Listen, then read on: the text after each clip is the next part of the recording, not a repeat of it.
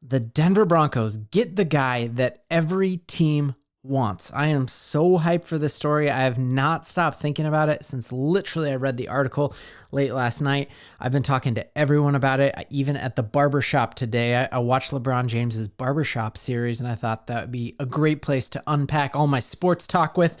And I brought this story up, and my 50-year-old hairdresser at Great Clips had no idea what I was talking about. So that's why I'm here now talking to you about it. There's so much great news wrapped up in this story. I think by the end of this video, you are going to be making bets and canceling plans for that January weekend because the Denver Broncos are going to the playoffs and they're going to make a deep run.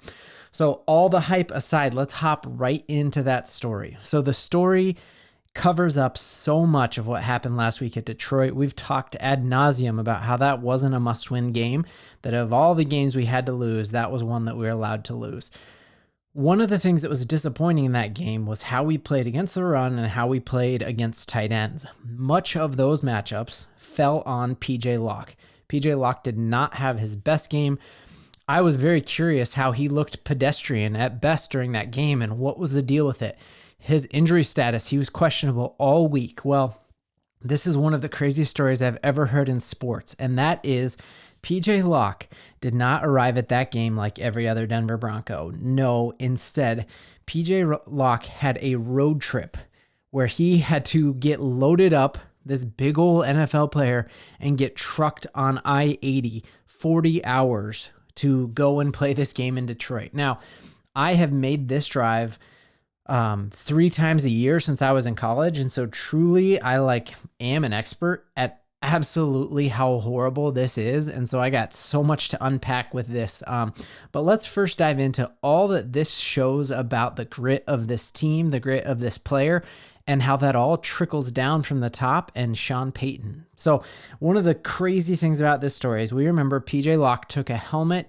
I think it was a little, friendly fire that he actually took a helmet from Jaquan McMillian at the end of that Chargers game.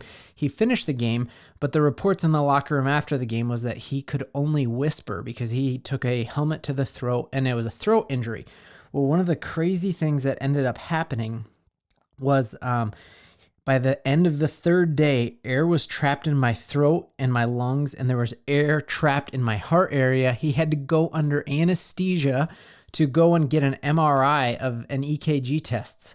So first off, can you just imagine having that kind of pain, having air trapped in your heart area and in your lung area, and then even wanting to consider playing football the next week? I think that right there just shows that he is completely bought in on this team. I think teams where they think the season's over, like a lot of the pundits think, a lot of people are doubting the Broncos. They say they are not going to make the playoffs.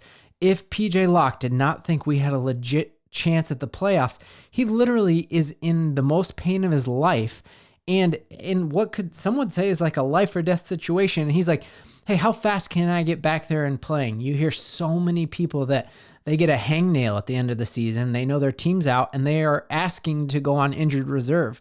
Just look at the lineup for the Patriots that we have this week, and you're going to see so many players who hopped on that IR as fast as they could. PJ Locke could have done that. He knew that just 1 week later, Kareem Jackson would be back, but he knew that him coming back makes a statement. He knew that coming back was a big thing.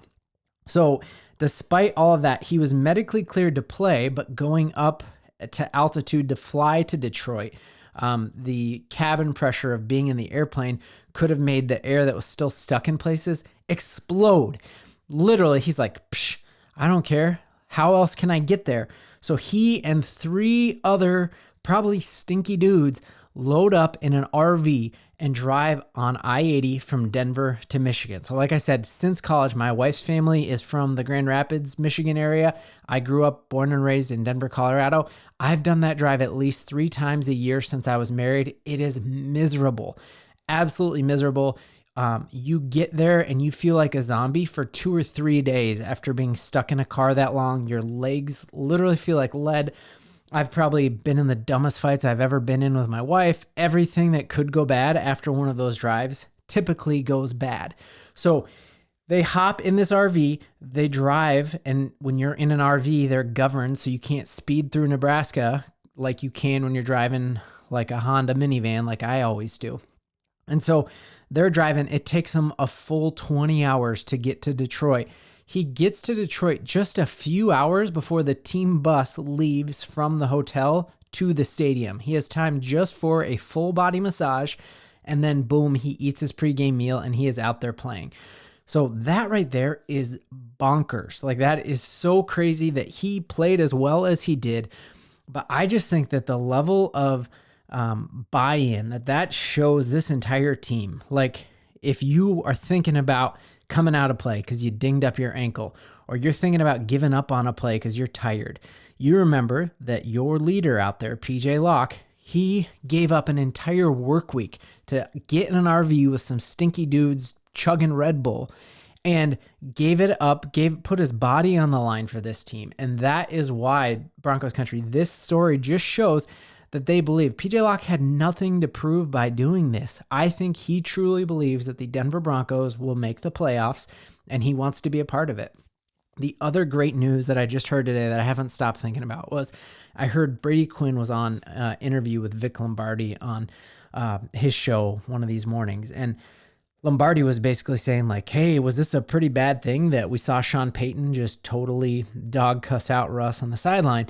And what Brady Quinn said was, you know what, actually it probably shows that Sean Payton is really close with Russ, and that he still believes in him. Because when you don't believe in someone anymore, the reaction that you have is like indifference and a cold shoulder and walking away and ignoring. It's not like direct confrontation like that. And so all of this spin that we've heard all this week about Russell Wilson saying, no, I have a great relationship with Sean Payton, and Sean Payton said, no, Russ and I are great.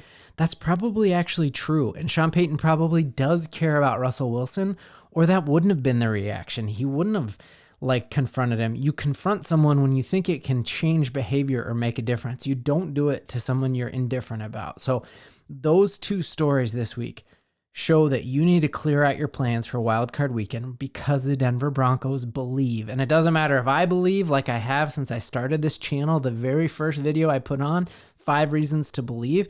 It doesn't matter that I believe. It doesn't matter that you believe. What matters is, do you believe enough to hop in an RV with stinky men and go across I-80 for an entire night, to get out in the dark, cold Detroit and go through a bunch of car crashes when you got air trapped in your lungs? Do you believe enough to do that? And we have a guy who did, because the Denver Broncos have the guy that everyone wants. And I think that starts with Sean Payton, because Sean Payton has instilled this deep sense of belief in all of the players. We have not seen a level of buy-in like this anytime since Shanahan or Kubiak. And I am so excited about the future, whether it's this year and making the playoffs, which is going to happen, or in the future. So I'm going to hop off this and record our fire up for the New England Patriots. But Broncos country, I hope you are ready to ride.